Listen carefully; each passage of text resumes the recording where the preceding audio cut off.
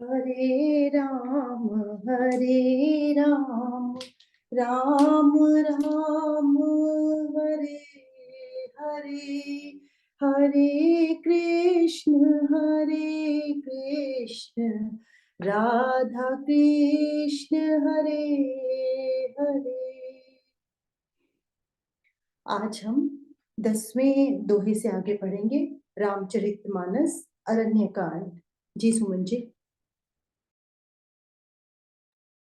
जय श्री राम जी। श्री राम प्रवेश कर चुके हैं अरण्य में, तो इसीलिए इसका नाम है अरण्य कांड। क्योंकि इसके जो भी चरित्र हैं सारे के सारे वन में ही हैं, और अरण्य में प्रवेश किया है जब प्रभु ने, तो अरण्य की धरती कैसी हो गई है, कोमल। प्रभु के लिए वैसी की वैसी ही हो गई है।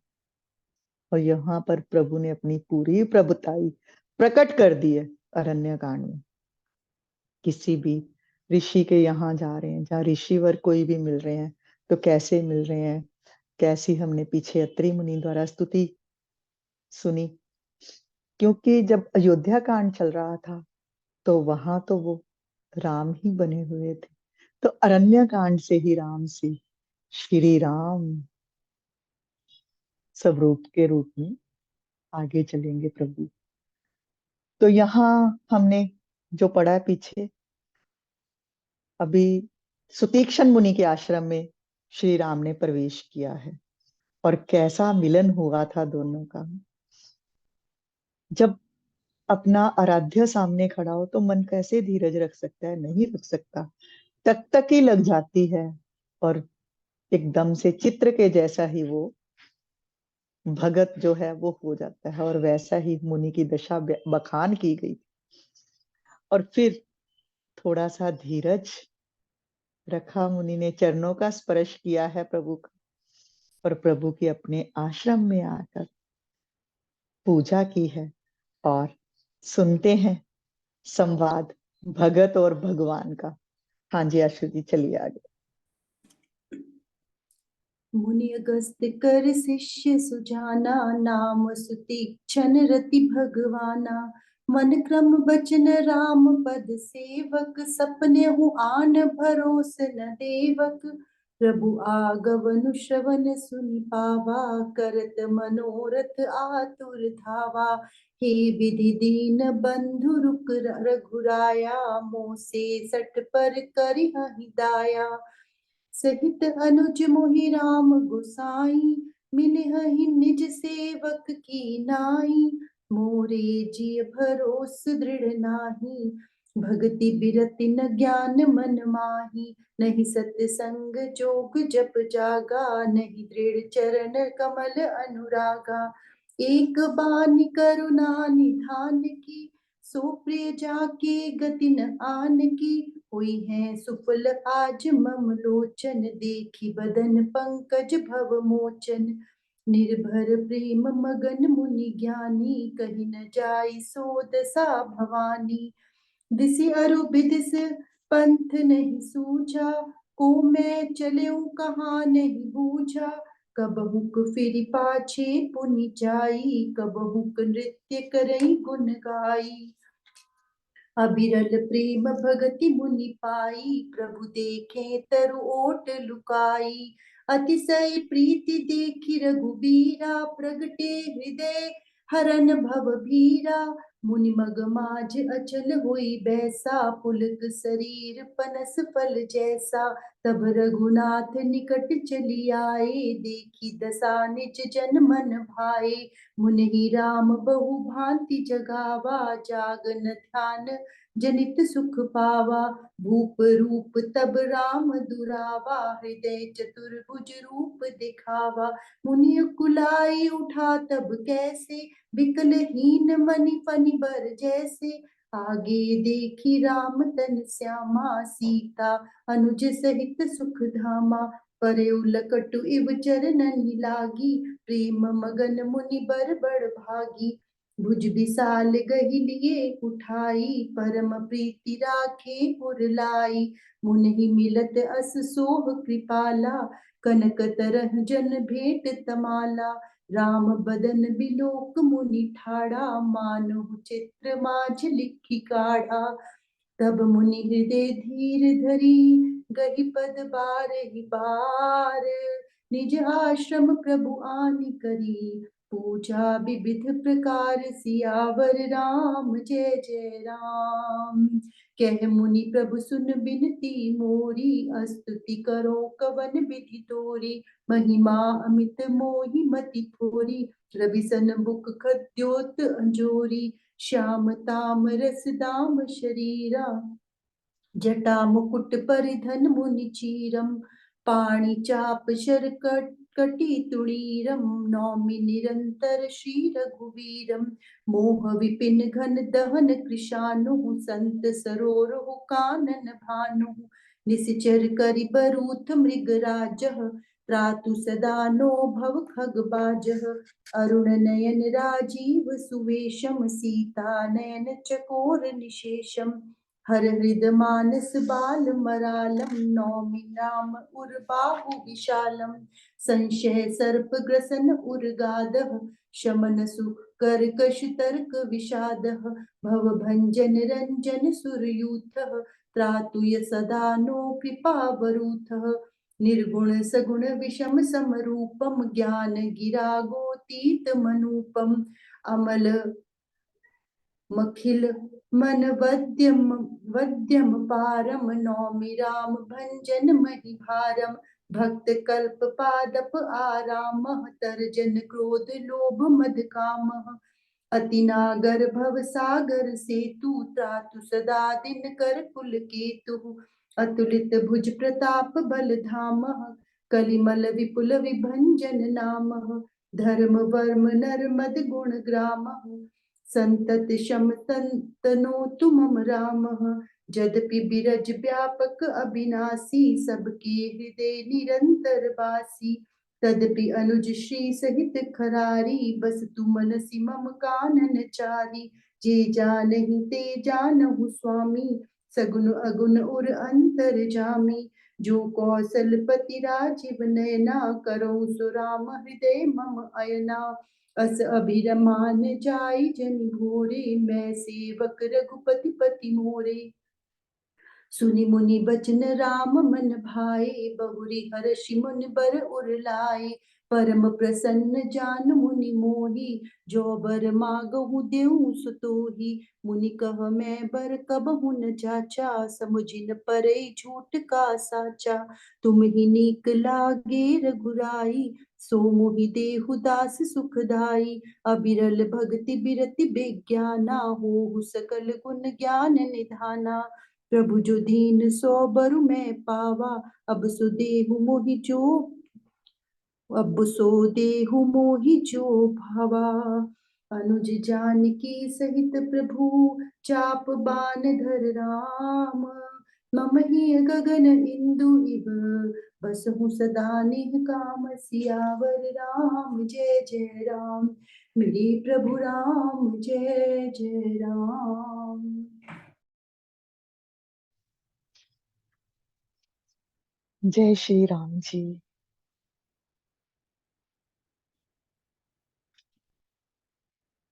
मुनि ने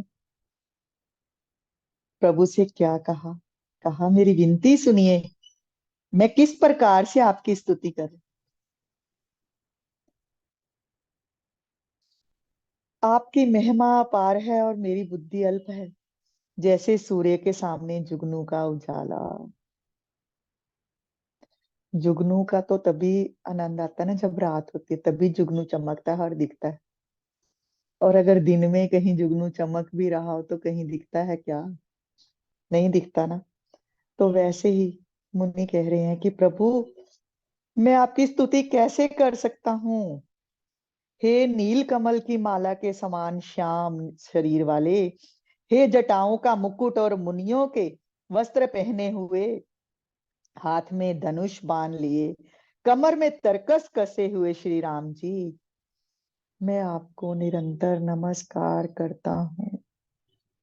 किसी की महिमा का बखान नहीं हम कर सकते, तो अपना हृदय खोलकर उसके सामने रख देते हैं और यथा योग उसको नमस्कार करते हैं। और मुनि देव भी यहाँ पर कह रहे हैं, प्रभु आप सूर्य और मैं जुगनू के समान, तो मैं आपके सामने क्या हूँ। तो आपको नमस्कार करता हूँ, निरंतर नमस्कार करता हूँ। जो मोह रूपी घने वन को जलाने के लिए अग्नि है, संत रूपी कमलों के वन के प्रफुल्लित करने के लिए सूर्य हैं, और राक्षस रूपी हाथियों के समूह को पछाड़ने के लिए सिंह है, आवागमन रूपी पक्षी के मारने के लिए बाज रूप हैं, वह प्रभु सदा हमारी रक्षा करें। स्तुति देखो कैसी सुतीक्षण मुनि ने की है। सुतीक्षण मुनि कौन है? अगस्त जी, अगस्त मुनि के प्रिय शिष्य हैं, और सालों से यहाँ वन में वो भी तपस्या कर रहे हैं। और जब प्रभु यहाँ वन में आए हैं, तो कैसा सुतीक्षण मुनि का मिलन हुआ है प्रभु के साथ। कल हमने 9वें दोहे से पढ़ा था 10वें तक। तो अब वो कैसी स्तुति भी तो वैसे ही करेंगे ना, कि आप कौन हो? आप मोहरूपी घने वन को जलाने के लिए अग्नि के जैसे। हे प्रभु, आप सदा हमारी रक्षा कीजिए। शिव जी के हृदय रूपी मानसरोवर के बाल हंस, सीता जी के नेत्र रूपी चकोर के चंद्रमा, और क्या क्या तुलनाएं यहाँ तुलसीदास जी कर रहे हैं प्रभु की, कि सीता जी जैसे अपने नेत्रों से आपको दर्शनों का पान कैसे करती हैं, जैसे चकोर चंद्रमा को देखता रहता है, तकता रहता है, वैसे ही सीता जी आपको तकती है। और जैसे बालहंस जो है ना, वो मानसरोवर में रहता है, तो वैसे ही आप शिव जी के हृदय में रहते हो। और आपको प्रभु, उस प्रभु को मैं नमस्कार कर रहा हूँ। मैं उस प्रभु को नमस्कार करता हूँ जो संशय रूपी सर्प को ग्रसने के लिए गरुड़ है। संशय हो जाए तो फिर तो जीवन ही खत्म। संशय क्या है? किसी के ऊपर शक करना, किसी भी बात के लिए शक हो जाए। और शक दा कीड़ा हो जाए जेड़ा डसदा है ना, जब डसता है ये शक का कीड़ा, तो वो तो फिर इंसान ही खत्म। ये डिप्रेशन, ये ऐसी बीमारियां जो हमारे इस भारत भूमि में, इस संसार में भी फैलने लगी हैं, वो इसी कारण है। बस संदेह, किसी पर भी कोई संदेह हो गया, भाई को भाई पर संदेह हो गया कि दुकान ते दोनों जाने आ, ये कहीं दुकान से पैसे इकट्ठे करके अलग से अपने लिए नहीं रखा, तो कैसे वो दुकान चलेगी? वो तो खत्म ही हो जाएगी। तो यही कि आपके प्रभु जब हृदय में विराजमान होते तो क्या करते हैं? ये संदेह इस कीड़े का नाश ही कर देते हैं, क्योंकि भक्तों के हृदय में तो प्रभु ही वास करते हैं। तो कहते हैं जैसे सर्प गरुड़ ग्रसता है, गरुड़ जो है वो आता है ना, तो सर्प को खा लेता है, सर्प गरुड़ का आहार है। तो वैसे ही जे संदेह, जे संशय है, ये जब प्रभु आते हैं ना हृदय में, तो सब चीजों को, इनको खत्म कर देते हैं हृदय से। और कई लोग कितने तार्किक होते हैं, उनको को ना भगवान है, नहीं जी भगवान नहीं है, हम नहीं मानते। मानना ही नहीं है, किसी बात को मानना ही नहीं है। तो जब तर्क चलता है तो फिर विषाद आता है। जब हृदय में पहले संदेह, फिर तर्क, और फिर विषाद, वही बोला ना डिप्रेशन, ये किन में आता है? जिसके हृदय में कहीं से भी संदेह किसी बात के लिए एक बार आ गया, तो वो फिर खुद ही तर्क के तर्क बढ़ाता जाएगा। तो वही एग्जाम्पल एक ही लेते हैं, एक ही उदाहरण पे टिकते हैं। दोनों भाई जा रहे हैं दुकान पे, एक आ रहा है, आया है घर पे, दूसरा गया है, देखा है गल्ला खाली, और बस किसी ने संदेह डाल दिया दोनों भाइयों के, देखते देखते हैं कितना प्रेम है, इतना प्रेम है, इतना। संदेह का बीज कैसे बोया किसी ने, ऐसे ही बोला, सुना है तेरा भाई ना कुछ सोच रहा है कोई मकान खरीदने के लिए या कुछ भी, बस। तो वो आगे से कहता है, नहीं मेरा भाई मेरे से पूछे बिना कुछ करेगा ही नहीं। तो बड़े भाई को ऐसे कह दिया, और संदेह तो नहीं आया, बस एक दो बार, तीन चार बार देखा, हर बार देखा कि गल्ला जब भी छोटा होके जाता है दुकान से, तो गल्ले में बहुत कम पैसे होते हैं, तो बिक्री तो होती होगी।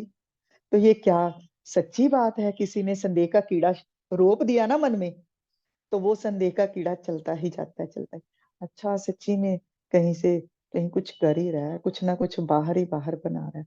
फिर वो तर्क खुद खुद ही मन में चलने शुरू हो जाते हैं, तर्क चलने शुरू हो गए मन में। इसको तो बेटे के जैसे पाला है, मेरी तो दो ही बेटियां हैं, बड़ा भाई सोच रहा है। ऐसे ही मैंने कहीं खुद ही बना रही हूँ उदाहरण, पता नहीं कैसी लगे आपको। मेरी तो बेटियां ही हैं, इसके बेटे के बाद तो हमने पुत्र भी नहीं लिया कि ठीक है यही हमारा पुत्र है। अच्छा तो ये ऐसा कर रहा है, ये ऐसा, बस संदेह का वो जो बीज है ना, बस रोपण होना चाहिए, और तरक के सहारे वो इतना बड़ा पेड़ बन गया उस भाई के।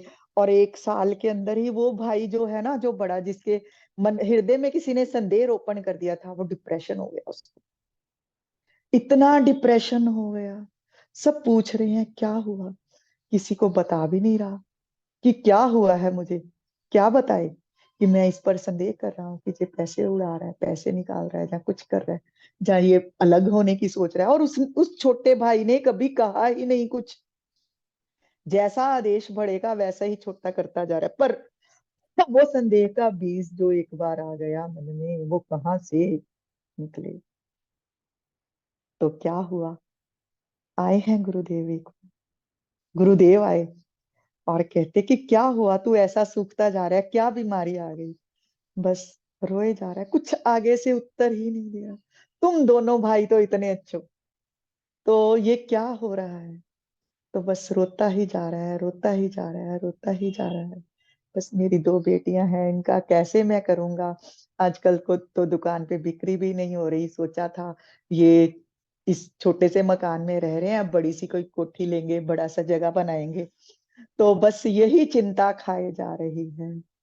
तो गुरुदेव कहते अच्छा चलो रात को बात करेंगे, दोनों भाइयों को बुलाया, और तब कि ऐसी है तेरे भाई कुछ। तो छोटा एकदम से बोला, भैया ये चिंता है आपको, आप एक बार मेरे को पहले तो कहते, मैं तो देख रहा हूँ हम दोनों के लिए एक बड़ी सी कोठी,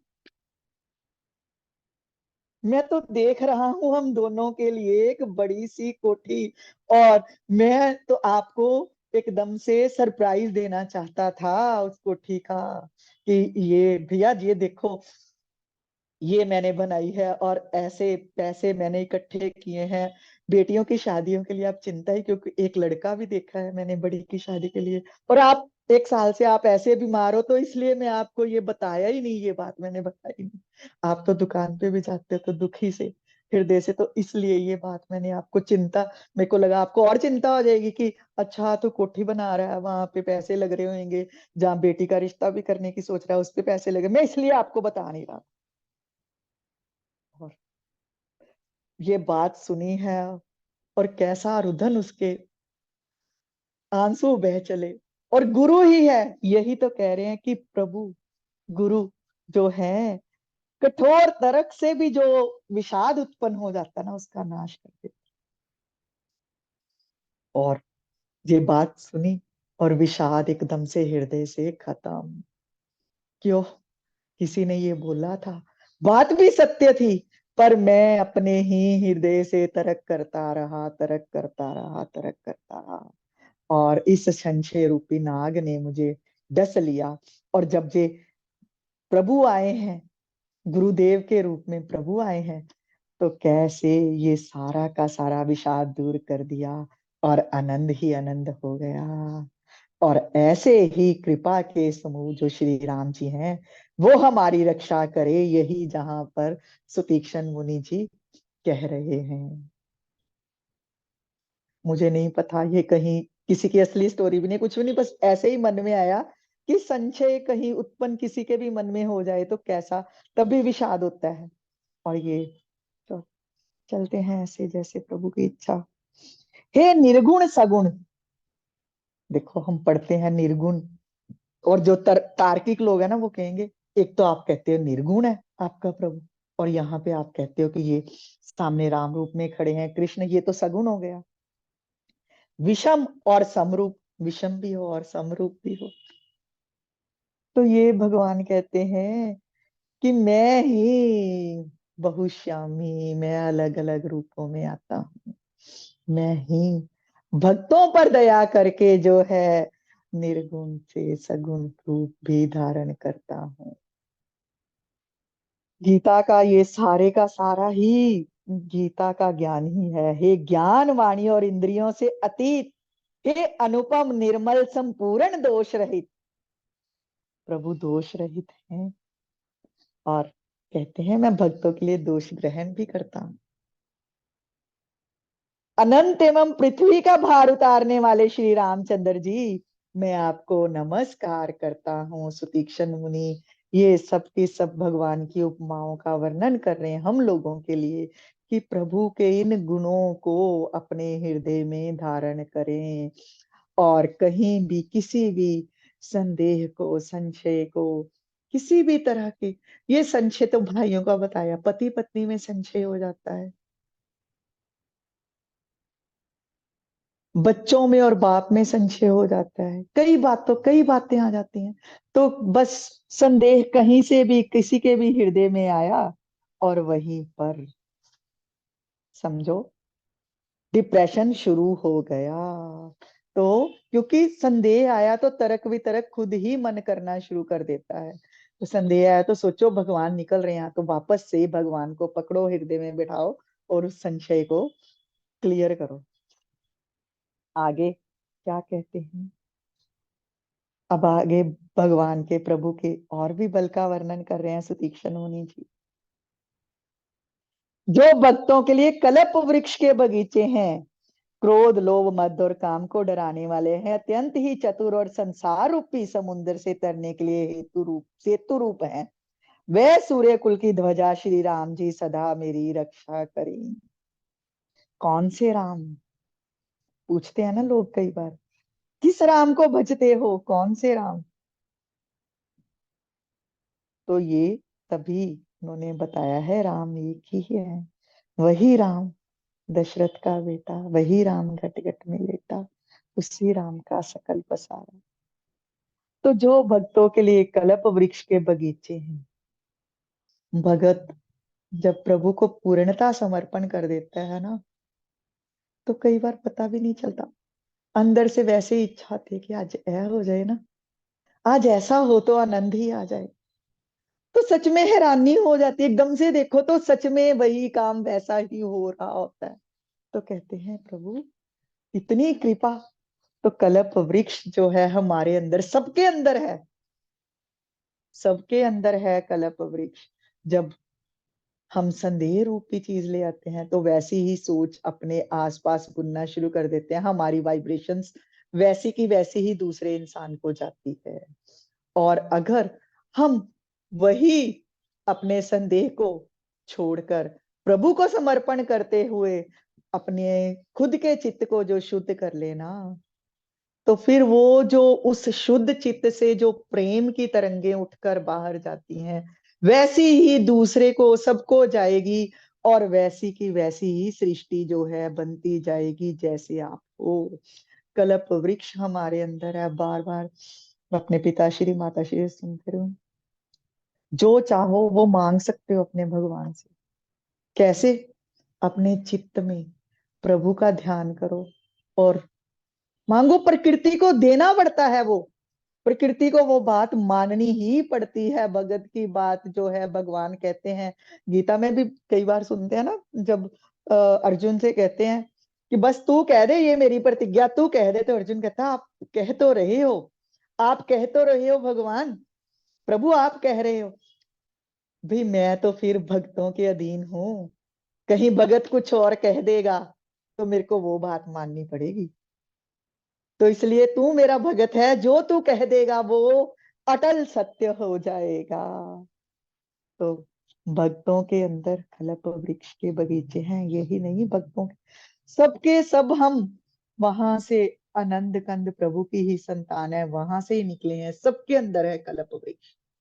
और उस वृक्ष को हम जैसे जैसी अपने मन में जैसे बीज बोते जाएंगे, उस वृक्ष के नीचे से वैसे ही फल हमें मिलते जाएंगे। और जो ऐसे जो प्रभु है ना, जो भक्तों के लिए कल्प वृक्ष के बगीचे हैं, और क्रोध लोभ मद और काम को डराने वाले हैं। बगीचा ਲੱਗਾ है ਤੇ ਉੱਥੇ ਜਦੋਂ ਕੀੜੇ ਆਂਦੇ ਆ, ਕੁਝ ਵੀ ਲੱਗਦਾ ਕਿ ਫਲ ਖਰਾਬ ਹੋਣ ਵਾਲੇ, ਤੇ ਮਾਲੀ ਆ ਜਾਂਦਾ ਨਾ, फटाफट साफ कर ਦਿੰਦਾ, ਘਾਹ ਉਗਦੀ ਆ ਉਹਨੂੰ ਪੁੱਟ ਦਿੰਦਾ, कुछ भी है। तो ये जो 5 जो हमारे विकार है ना, तो प्रभु खुद माली बन के उनकी सफाई कर देते हैं, उस कल्प वृक्ष के बगीचे की। और ऐसे प्रभु जो हैं वो सदा ही मेरी भी रक्षा करें, सुतीक्षण मुनि यही कह रहे हैं। और हम भी प्रभु से यही प्रार्थना करें कि शुद्ध सत्य वचन ही बोलने की कोशिश करते रहें हम प्रभु। जैसा तू चाहे वैसा ही हो, जैसा तू चाहे वैसा ही हो, जैसा तू चाहे वैसा ही हो प्रभु। जिनकी भुजाओं का प्रताप अतुलनीय है, जो बल के दाम है, और जिनका नाम कलयुग के बड़े भारी पापों का नाश करने वाला है, जो धर्म के रक्षक हैं, कवच हैं, और जिनके गुण समूह आनंद देने वाले हैं, वे श्री राम जी निरंतर मेरे कल्याण का विस्तार करें, और वही प्रभु मेरा कल्याण करें। कौन प्रभु? जिनका नाम जो है राम। और मैं कल आपको इसके साथ ही योग की भी बता रही थी ना, रामायण के साथ साथ राम जब हम बोलते हैं बड़े आनंद से, बड़े ठहराव से, तो देखो डीप ब्रीथ भी होती है हमारी, सांस भी हमारी कितनी स्लो डीप तक अंदर तक जाती है। तो ये नाम जो है वो कलयुग के बड़े भारी पापों का भी नाश करने वाला है। जब हम आराम से राम का नाम जपते हैं, शांत चित्त से जपते हैं, तो हमारी जो सांसों की पूंजी भी बढ़ती जाती है ना, सांसें तो गिनती की मिली हैं। तो राम आनंद से जब हम कहते हैं, तो उतनी ही सांसें हमारी बढ़ जाती हैं, और उतने ही हमारे जो शरीर के विकार हैं कम होते जाते हैं। और ऐसे प्रभु जो हैं वो हमारा कल्याण करें। यद्यपि आप निर्मल व्यापक अविनाशी और सबके हृदय में निरंतर निवास करने वाले हैं, तथापि हे खरारी श्री राम जी, लक्ष्मण जी और सीता जी सहित आप इसी रूप में मेरे हृदय में निवास करें। और अब आगे बता दिया है कि यही मत प्रभु सोचना कि मैं आपके उस स्वरूप की बात कर रहा हूं। यही स्वरूप जो लक्ष्मण जी और सीता सहित हैं, चाहे आप निर्मल हो, व्यापक हो, सर्व अविनाशी हो, तो पर श्री राम मेरे को वो विष्णु रूप नहीं चाहिए। मेरे को यही लक्ष्मण जी और सीता सहित जो आप मुनि रूप में यहाँ पर विचर रहे हो, इस रूप में ही मेरे हृदय में निवास कीजिए। सारी स्तुति भी कर दी, और बाद में ये भी कह दिया कि ये मत सोचो कि मैं उस रूप में आपको बज रहा हूं, मैं इसी रूप में बज रहा हूं, और मुझे यही सब रूप चाहिए अपने हृदय के अंदर। और आगे ठीक है, जो है, जो सगुण निर्गुण और अंतर्जामी आपको जानते हैं वो जाने, और मेरे लिए तो, मेरे हृदय को तो आप ही अपना घर बना। देखो बाप को बेटा भी तो ऐसे ही जाके कहता है ना, भाई होवोगे तो ही डीसी, मेरे वास्ते तो तू ही बाप हो ना, मेरे बाप हो। तो वैसे ही कि ठीक है, जो आपको कुछ और जानता है जानता रहे, जो आपको कुछ और चाहता है करता रहे, सोचता रहे, पर मेरे तो हृदय में आप ही विराजमान होइए, कमल नयन श्री राम जी आप ही निवास। और और देखो ये अभिमान भी आ जाता है कई बार, भक्ति का जो अभिमान है वो सबसे ज्यादा है। भक्ति का अभिमान जो, एक तो भगवान, भगवान के नाम का अभिमान अलग है, भक्ति का कि मैं बस मैं, जब मैं आ जाए तो वो भी बहुत। और अब यही, ये भी मांग रहे हैं, क्या मांगा सुतीक्षण मुनि ने, ये अभिमान मुझे रह जाए, ये अभिमान ना है कि मैं बड़ी भक्ति की है, ये ना आए, ये अभिमान मुझे आए कि मैं सेवक हूं श्री रघुनाथ जी का, ये अभिमान रहे मुझे कि मैं सेवक हूँ श्री रघुनाथ जी का और वो मेरे स्वामी हैं। कहीं ये अभिमान ना आ जाए कि बस मैंने तो बहुत भक्ति की है, मेरे को तो भक्ति के कारण मैं उनको अपने अधीन कर, नहीं, ये शरणागति का भाव छूटे नहीं, ये शरणागति का भाव छूटे नहीं, अभिमान रहे भी तो ये रहे कि मैं प्रभु का सेवक हूँ। और मुनि के जब ये वचन सुने हैं तो श्री राम जी के मन में बहुत प्रसन्नता हुई।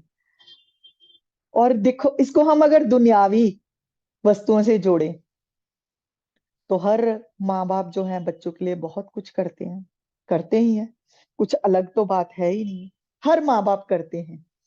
और जब वही बच्चा आराम से आता है, बस ठीक है, प्रणाम किया, जहाँ कुछ भी है खाया पिया चलता रहा तो भी ठीक है।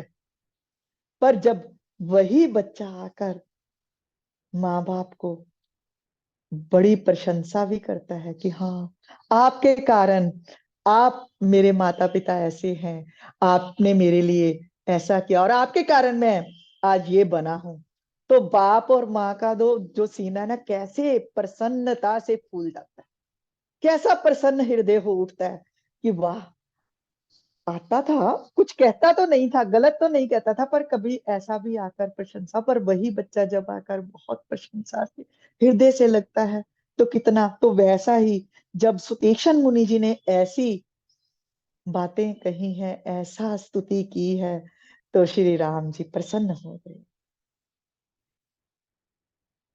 तो हर्षित होकर मुनि को हृदय से लगा लिया और मुनि से कहा कि मैं प्रसन्न हूं, जो वर मांगो मैं तुम्हें दूंगा। तो अब तीक्ष्ण मुनि जी को वर के लिए थोड़ा आकर ये स्तुति कर रहे हैं, वो हमारे जैसे थोड़ा है, असीता है गया बनिए कि जान्या प्रभु, आया हूं, ये पाठ कर लिया आज और ये चाहिए, ये दे दे, ये पाठ करा है तेरा इसलिए ये चाहिए। नहीं, तीक्ष्ण मुनि जी कहते हैं कि वर तो मैंने कभी मांगा ही नहीं, और मैं मांगू भी क्या और क्या नहीं मांगू, मुझे तो पता ही नहीं है, क्योंकि मुझे तो यही समझ नहीं झूठ क्या और सत्य क्या है, क्योंकि ये संसार तो झूठ है, ये मेरा शरीर भी झूठ है, तो झूठ क्या है सत्य क्या है, तो मैं क्या समझू, मैं क्या मांगू, मुझे नहीं पता। तो हे रघुनाथ जी, हे दासों को सुख देने वाले, आपको जो अच्छा लगे मुझे वही दीजिए। जब ये कह दिया तो श्री रामचंद्र जी ने कहा, हे मुने, और क्या दिया है प्रभु ने, ये बहुत गूढ़ रहस्य, गूढ़ मतलब इतने प्रेम से सुनने वाली बातें हैं, हृदय में अगर ये उतर जाएं। और यहाँ पर फिर से मैं उदाहरण देके समझाऊंगी। एक बच्चा है, वो आ रहा है, उसका जन्मदिन है, आया बाप से, मेरे को तो साइकिल चाहिए, साइकिल चाहिए, साइकिल चाहिए, दो पुत्र हैं उसके, एक आया, बाप ने कहा ठीक है, बाप बहुत अमीर है, मेरे को तो गाड़ी चाहिए, साइकिल चाहिए, मोटरसाइकिल चाहिए, बाप ने कहा ठीक है, जो चाहिए ये ले, ले जा। दूसरा आया है, दूसरे का जन्मदिन आया कुछ देर बाद, तो बाप ने कहा तुझे क्या चाहिए, कहता नहीं पिताजी, मुझे तो कुछ पता ही नहीं है, मेरे लिए क्या सही रहेगा, जो आपकी इच्छा। तो जो मांग रहा था उसको तो उसकी मनपसंद गाड़ी दी है, और जो पुत्र ने आकर कहा ना कि जैसा आपको प्रसन्नता हो, जैसा आपको अच्छा लगे, जैसा आपको लगे कि आपके पुत्र के पास होनी चाहिए वस्तु, वो दीजिए, तो सोचो वो बाप क्या देगा उस पुत्र को। तो वही बात कि जब कह दिया कि मुझे तो पता ही नहीं मैं क्या मांगू, आप देखिए तो क्या दिया प्रभु ने,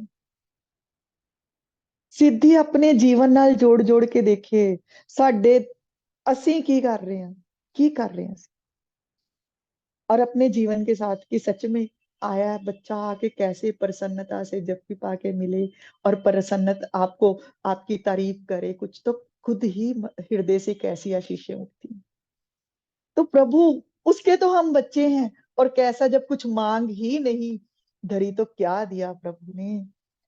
प्रगाढ़ भक्ति, वैराग्य, विज्ञान और समस्त गुण और ज्ञान के निधान हो जाओ।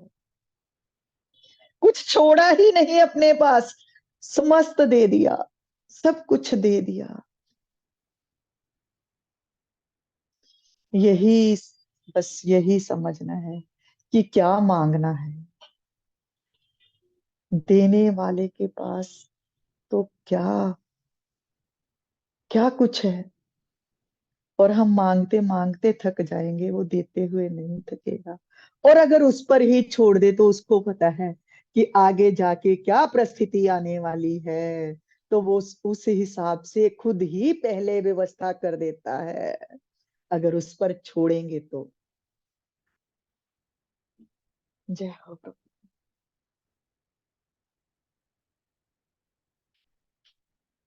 अब क्या किया है, उन्होंने कहा ठीक है प्रभु आपने ये तो अपनी इच्छा से मुझे दे दिया। दीक्षित मुनि जी भी बहुत कैसे कह रहे हैं कि ये तो आपने मुझे दे दिया ना, अब मेरी भी बात सुन लो, जो मुझे भी अच्छा लगता है एक चीज वो भी दे दो। क्योंकि प्रभु ने क्या दिया, भक्ति, वैराग्य, विज्ञान और ज्ञान, ये सब आपको मिल जाए। तो कहते हैं हे प्रभु ये तो दे दिया और क्या चाहिए मुझे। छोटे भाई लक्ष्मण जी और सीता जी सहित धनुष बाणधारी आप निष्काम होकर मेरे हृदय रूपी आकाश में चंद्रमा की भांति सदा निवास कीजिए। एव मस्तु, ऐसा ही हो, ऐसा ही हो। ऐसा उच्चारण कर श्री लक्ष्मी निवास श्री रामचंद्र जी हर्षित हो गए और ये वर दे दिया। जय श्री राम जी। आज यहीं तक आपने ज्यादा पढ़ दी है, पर ये इतना सार गर्भित था ना, ये वाली चौपाइयां, ये वाले दोहे, कितना आनंद, बस बता ही दिया। जीवन भी कैसे जीना है, संसार में भी कैसे जीना है, ये भी बता दिया प्रभु ने। जैसे सुतीक्षण मुनि जी श्री राम जी से कह रहे हैं अगर वैसा ही हमारा जीवन इस संसार में हो जाए तो जीवन तो देखो कैसा बदल ही जाएगा। यहीं पर विश्राम देते हैं, बहुत समय हो गया, बाकी आगे कल करेंगे इससे। जय श्री राम जी, जय श्री राम जी। आशीष जी। हरे राम राम राम हरे हरे, कल हम हरे 11वें दोहे से आगे कृष्ण पढ़ेंगे। हरे कृष्ण राधा कृष्ण हरे हरे। ओ सियावर रामचंद्र महाराज की जय, जय पवन श्री राम सुत जी। हनुमान सुनिए, की जय। ये हमने आज ना 11वें दोहे तक की है व्याख्या, और इसके बाद यहाँ पर मैं देख रही हूँ कि आगे सीधा ही आ गया कि प्रभु जो हैं अगस्त ऋषि जी के आश्रम की ओर चले गए। पर जब हम वाल्मीकि रामायण पढ़ते हैं ना, तो वहां पर जब सुतीक्षण मुनि जी के आश्रम में प्रभु श्री राम जो है 10 साल के लिए रुके थे। 10 साल तक, मतलब जो वनवास का काल है उसमें से शायद 10 साल या कुछ। तो कल वहां से थोड़ा सा हम पंपासर तीर्थ और मांडकर्णी मुनि की कथा पढ़ेंगे और उसके बाद फिर इधर से ही कंटिन्यू करेंगे। मतलब यहाँ पर तो सीधा जो है तुलसीदास जी ने प्रभु को तीक्ष्ण मुनि के आश्रम की स्तुति जब की है, जब कुछ हुआ है, उसके बाद सीधा ही बता दिया कि आगे अगस्त मुनि आश्रम में चले गए। पर वाल्मीकि रामायण में ना, अरण्य कांड में जब हम जाते हैं तो जब एकादश सर्ग आता है ना, तो उसमें बहुत कुछ बताया हुआ है। कल हम पहले वो पढ़ेंगे, उसके बाद अगस्त मुनि के आश्रम की, अगस्त ऋषि जी की कथाएं भी सुनेंगे कि क्या क्या किया और कौन है अगस्त मुनि, और उसके बाद आगे की और प्रस्थान। जय श्री राम जी, सॉरी इंटरप्ट किया। हाँ जी आशु जी, ओके जी। राम राम जी। कर दीजिए बंद।